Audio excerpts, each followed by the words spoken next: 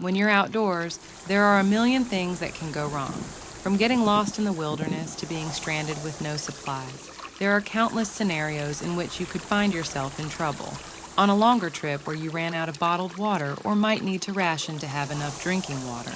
That's why it's important to always be prepared for the worst case scenario and have a clean source of water.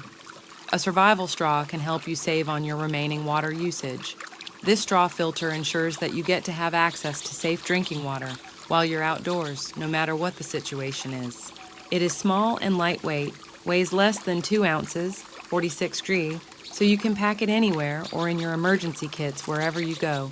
To extend the lifespan of your survival straw, once you finish drinking with it, make sure to rinse it off in warm water after each use and allow it to air dry completely. You should also backwash it every few weeks to remove any dirt or debris that may be clogging the filter. When stored properly, your survival straw will be ready to use whenever you need it.